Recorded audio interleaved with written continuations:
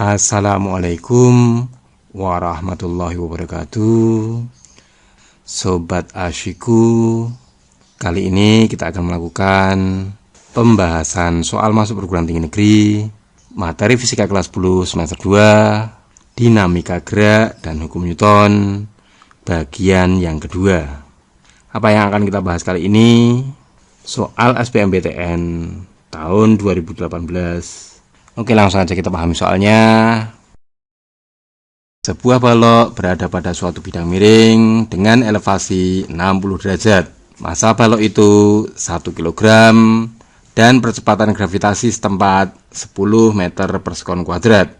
Gaya minimum untuk mendorong balok itu menyusur bidang ke atas sebesar 10 Newton. Koefisien gesek kinetik yang mungkin antara balok dan bidang miring adalah titik-titik. Dalam mengerjakan soal tes seperti ini, sebenarnya kita tidak butuh waktu yang lama, tapi tentunya dibutuhkan kepintaran dan kecerdikan untuk menyelesaikan soal seperti ini dengan cepat. Maka pada kesempatan kali ini, kita tunjukkan trik cepatnya, dan tentunya akan kita jelaskan dengan penjabaran yang lengkap. Oke, yang pertama, trik mengerjakan soal ini dengan cepat. Caranya gimana? Kita pahami dulu persoalannya. Pada persoalan ini ditanyakan koefisien gesek kinetik yang mungkin antara balok dan bidang miring. Kita garis bawahi koefisien gesek yang mungkin. Maksudnya gimana ini? Jadi kalau ada pertanyaan yang mungkin, maka kita hanya mencari kemungkinannya aja. Dalam mencari koefisien gesek kinetik, tentunya yang kita cari terlebih dahulu adalah koefisien gesek statisnya. Koefisien gesek kinetik nilainya selalu lebih kecil dari koefisien gesek statisnya. Misalkan setelah kita hitung koefisien gesek statisnya nilainya adalah 0,5, maka koefisien gesek kinetisnya tentunya lebih kecil dari 0,5. Sehingga semua jawaban pastilah benar. Maka jawaban itu pastilah salah, karena tidak mungkin jawabannya benar semuanya. Andaikan koefisien gesek statisnya 0,45, tentu jawaban yang benar adalah D, C, B, dan A, karena ini semuanya lebih kecil dari 0,45. Maka tentunya ini pun juga pasti salah. Sehingga kalau kita tebak koefisien gesek statisnya adalah 0,40, pastilah jawaban yang benar adalah C, B, dan A. Sedangkan kalau mu S-nya 0,37, jawaban yang benar adalah B dan A.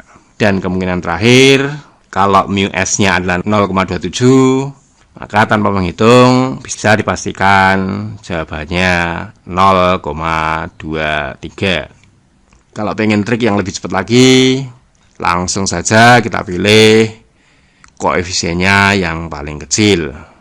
Inilah jawabannya. Oke, namun tidak etis dan kelihatan membodohi kalau hanya kita bahas seperti ini. Maka setelah yang satu ini tentunya akan kita jelaskan secara menyeluruh. Oke, langsung aja kita selesaikan. Kita cari dulu koefisien gesek statis atau mu S. Kita tampilkan gambarnya dulu. Balok ini pada bidang miring yang sudut elevasinya 60 derajat. Kalau balok diletakkan di bidang miring ini, ada gaya, namanya gaya apa? Ya, gaya berat. Kita tuliskan W sama dengan mg, karena tidak bisa menembus bidang, balok akan meluncur ke bawah dengan gaya sebesar mg sin 60. Untuk mendorong balok ke atas, dibutuhkan gaya yang kita tuliskan F min. Tentunya pada kondisi balok ini tepat akan bergerak, ada gaya yang menahan, namanya gaya apa? Ya, gaya gesek, yang arahnya berlawanan dengan arah gerak. Karena tepat akan bergerak, gaya gesek statisnya nilainya sama dengan mu kali normalnya. Normalnya berapa? Ingat gaya berat di sini adalah W sama dengan mg, maka normalnya tentunya sama dengan gaya ini. Nilainya berapa ini? Ya, mg cos 60. Sehingga gaya gesek ini bisa kita tuliskan rumusnya sama dengan mu mg cos 60. Pada kondisi ini balok tepat akan bergerak ke atas. Pada kondisi balok tepat akan bergerak, berlaku hukum Newton yang pertama, yaitu sigma F sama dengan 0. Artinya apa?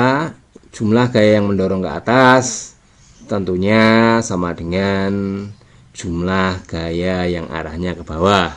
Kalau kita rumuskan, yang ke atas kita tuliskan F min, nilainya sama dengan gaya yang ke bawah, yaitu mg sin 60 ditambah mu mg cos 60. Langsung kita masukkan nilai-nilainya.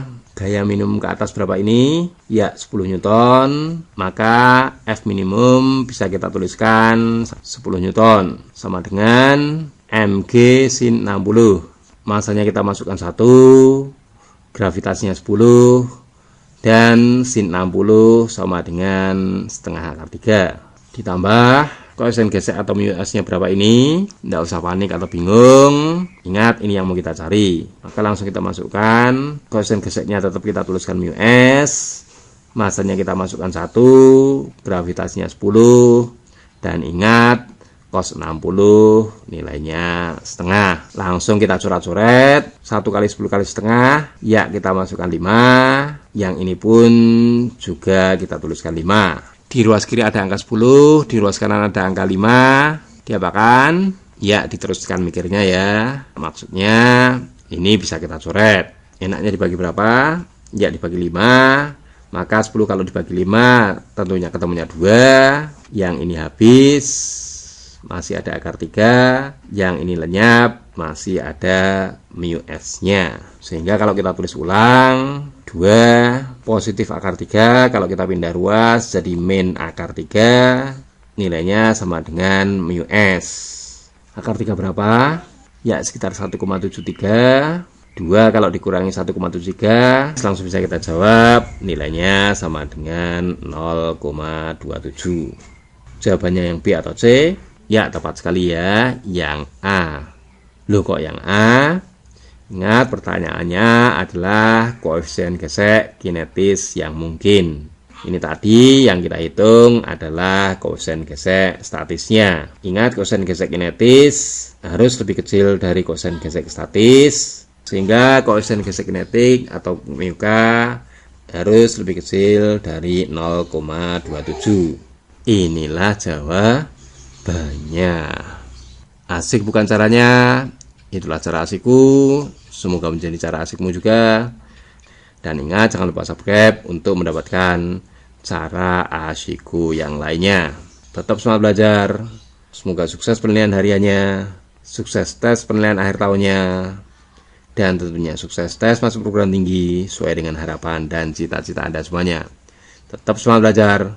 Wassalamualaikum warahmatullahi wabarakatuh.